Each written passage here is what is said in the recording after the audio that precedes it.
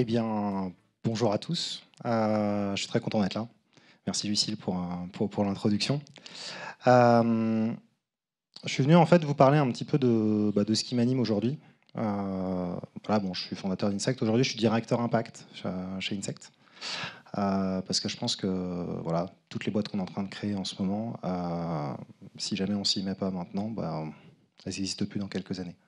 Je vais vous donner quelques idées de réflexion, je pense 2-3. Puis on finira par un petit atelier. Voilà.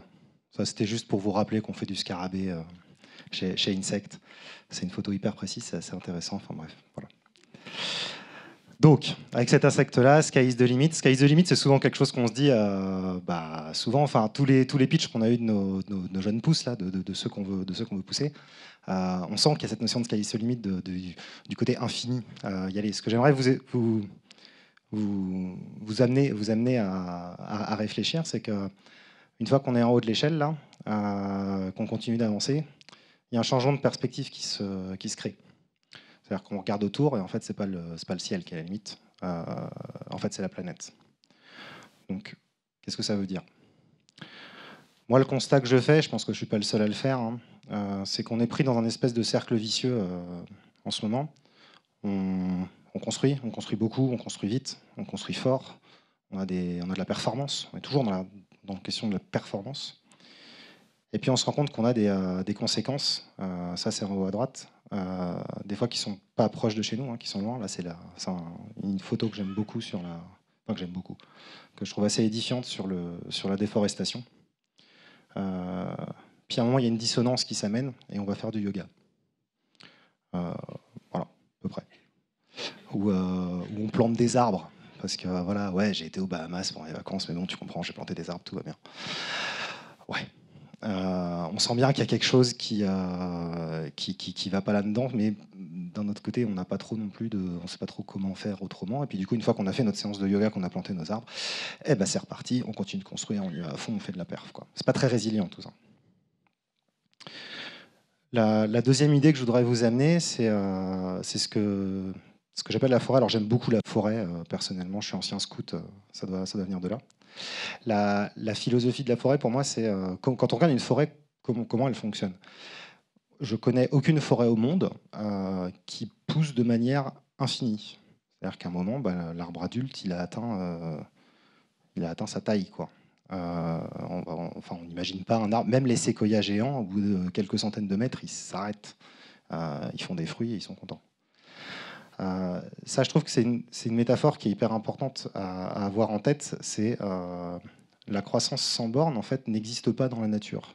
Donc il y a peut-être quelque chose du biomimétisme à regarder là-dessus qui pourrait nous inspirer sur comment on gère nos projets, comment on gère nos entreprises, comment on gère nos sociétés, qui est très intéressante à regarder. Quels sont les arbres adultes qui commencent à avoir quelques centaines d'années et qu'il faut que j'accompagne dignement dans la mort pour laisser d'autres entreprises, donc typiquement les petites pousses, là, croître à fond, faire de l'hypercroissance, etc. Mais c'est les deux, c'est pas l'un ou l'autre, quoi. Une forêt qui pousse indéfiniment, ça n'existe pas. Je vous laisse avec ça. Quand on a réfléchi un petit peu à tout ça, on fait quoi? Je vais vous prendre l'exemple qu'on fait chez nous, là, Insect. Ce matin, j'étais chez Carbone 4. J'ai fait la formation stratégique leader programme avec Monsieur Jean Covici, je suppose que tout le monde le suit sur LinkedIn, qui fait des choses très très bien. Donc bon, j'étais content. Ce qu'on fait, on est plutôt en raccord. Qu'est-ce qu'on fait? Le premier truc qu'on fait, c'est qu'on mesure. Alors ça paraît bête à dire, mais on ne peut pas prendre d'action intelligente sans mesurer. Donc qu'est-ce qu'on fait? Le board d'Insect de juillet, donc juillet 2020, on va faire le premier board où on va parler uniquement en CO2 équivalent. C'est-à-dire que tous nos reports vont plus être en euros, ils vont être en grammes de CO2. Alors il y aurait bien sûr les reports en euros, mais on aura notre ERP qui nativement va penser dans la devise euro et dans la devise grammes de CO2 équivalent. Je ne parle même pas d'objectif, hein, je parle juste de mesurer. Pourquoi on fait ça? C'est parce on fait des ACV, des analyses de cycle de vie sur tous nos produits depuis 5 ans. On fait des empreintes carbone de l'entreprise tous les ans depuis 5 ans. Sauf que ça arrive 6 mois après l'année en cours et que concrètement, une fois qu'on a les rapports, on ne sait pas trop comment les activer et nos managers sur le terrain, ils ne savent pas. Il faut leur donner des outils qui sont à la même granulométrie que les budgets, qui leur permettent de piloter vraiment leur impact, quoi. Le deuxième truc, et ça va de pair, c'est la formation. Moi, j'y suis allé ce matin. J'ai fait mes premières heures. Jean-Co, il disait qu'il fallait 10 à 20 heures de formation par personne pour commencer à comprendre en fait vraiment comment ça marche. C'est-à-dire que c'est des cours qu'on n'a pas fait quand on était à l'école. Faut aller les faire. Et puis le dernier point, c'est les limites. C'est-à-dire que je pense qu'on arrive à un moment où il faut...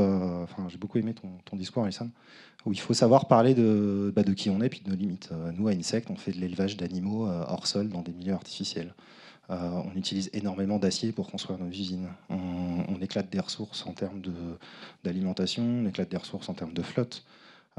Qu'est-ce qu'on fait d'autre on a un truc extrêmement complexe, c'est de la deep tech avec de la robotisation à outrance. C'est pas très très résilient, enfin c'est fragile comme système.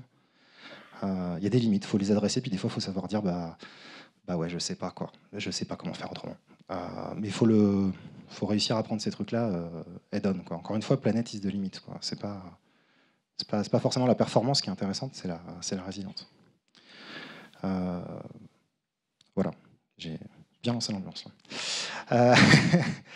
Donc voilà, donc ça concrètement, c'est le genre de truc qu'on est en train de mettre en place et qui est vraiment le cœur de notre action Impact aujourd'hui. J'espère même arriver jusqu'à avoir un droit de veto environnemental à Insect. On a déjà changé nos statuts pour devenir B Corp. C'est un premier pas. Alors, la dernière minute de mon pitch, je vais vous demander de vous l'offrir à vous-même. Et puis de réfléchir à cette question, de laisser descendre ce planète is de limite en vous, et puis de voir qu'est-ce qui, autour de vous, dans vos projets, demain, vous pouvez faire là-dessus. Et on va passer 1 minute là-dessus.